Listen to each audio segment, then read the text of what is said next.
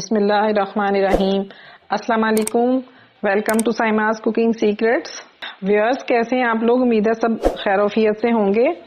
आज मैं आप सबके लिए पकौड़ों की रेसिपी लेकर आई हूँ।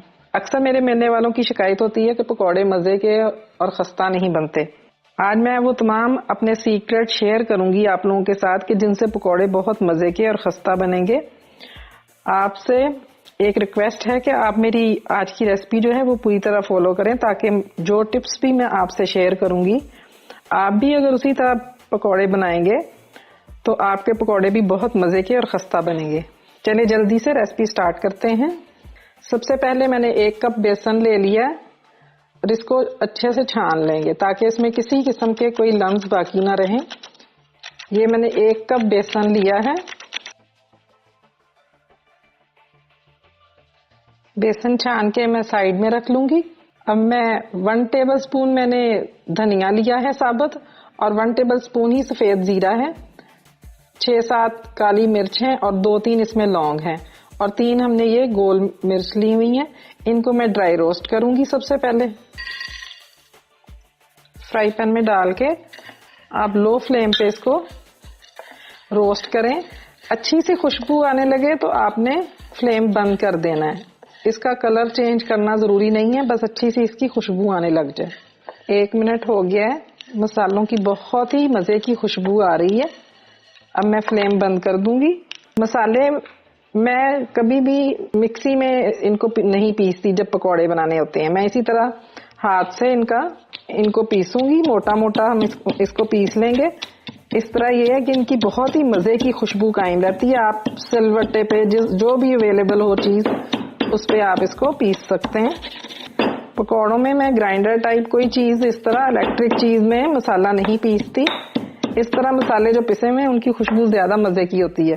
इसके साथ ही इसमें मैं 1/4 टीस्पून अजवाइन और ये 2 अदद लहसुन के क्लोव्स ये भी इसमें ऐड करके पीस लूंगी। मसाला मोटा मोटा पिस गया है, देखें। अब मैं बेसन में सारा मसाला डाल दूंगी। बाकी के मसाले भी मैं आपको दिखा दूं।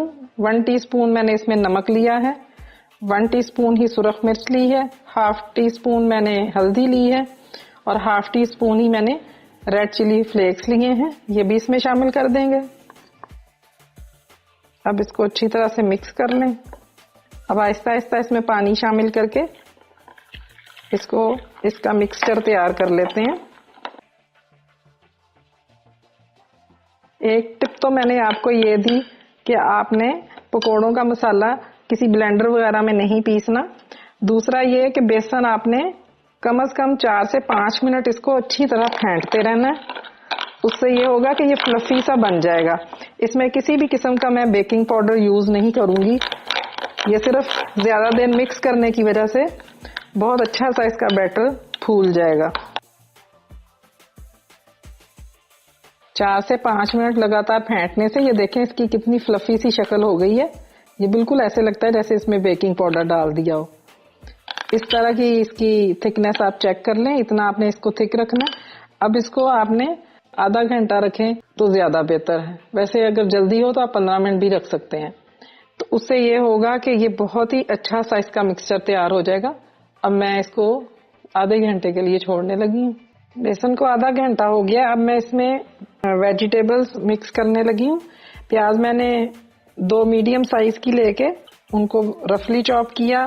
धनिया मैंने आधी गड्डी इसमें डाली है और 1 अदद आलू मीडियम साइज का लेके वो बारीक काट लिया है।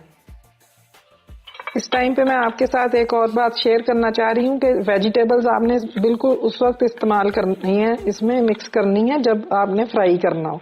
क्योंकि पहले से अगर आप वेजिटेबल्स डाल के रखेंगे, प्याज और आलू दोनों पानी छोड़ देते हैं तो बेसन इस तरह पतला हो जाएगा। अब हम ये मिक्स करते ही इसके साथ ही पकौड़े बनाने लग जाएंगे। बेसन अच्छे से मिक्स हो गया। एक छोटा सा पकौड़ा डाल के टेम्परेचर चेक कर लेते हैं। इस तरह जब डालते ही पकौड़ा ऑयल के ऊपर आ जाए तो समझे कि टेम्परेचर बिल्कुल सही है। ऑयल हमारा बिल्कुल सही गर्म है। अब मैं इसमें पकौड़े बना लेती हूँ। आप चाहें तो हाथ की मदद से या चम्मच की मदद से जिस तरह चाहे पकौड़े डाल सकते हैं। मैं चम्मच ही यूज करूंगी। 1 मिनट तक इसको फ्राई होने दें, फिर आपने साइड पलटनी है। 1 मिनट हो गया, अब मैं साइड पलट देती हूँ। ये देखें कितना अच्छा कलर आ गया इस पे। देखें पकौड़े फूले हुए भी हैं और क्रिस्पी भी बन रहे हैं। जब इस तरह का कलर आ जाए तो आपने निकाल देना है पकौड़ों को। ये मैं जाली में निकालूंगी ताकि एक्स्ट्रा ऑयल इसका निकल जाए। इसी तरह बाकी के सारे पकौड़े हम तैयार कर लेंगे। पकौड़े आपने सीधे प्लेट में नहीं रखने, इसी जाली में आपने डोंगा टाइप चीज लेके उसके ऊपर इस तरह जाली रखेंगे तो पकौड़े खस्ता रहेंगे। अगर आप सीधे प्लेट में जमा करने शुरू कर देंगे तो वो फिर सौगी से हो जाते हैं, वो मजा नहीं आता। तो इसको इसी तरह आपने जाली में पड़े रहने देना है। व्यूअर्स, गर्मा गर्म पकौड़े रेडी हैं। ये देखें, देखने में भी कितने खूबसूरत हैं और खाने में बहुत ही मजे के हैं।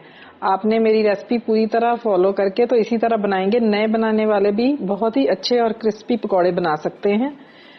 मेरी रेसिपी अगर आपको पसंद आती है तो आपने लाइक का बटन जरूर क्लिक करना है और सब्सक्राइब करना भी मत भूलें मेरे चैनल को, और बेल आइकॉन क्लिक कर लें ताकि आपको हर नई नोटिफिकेशन सबसे पहले मिलती रहे।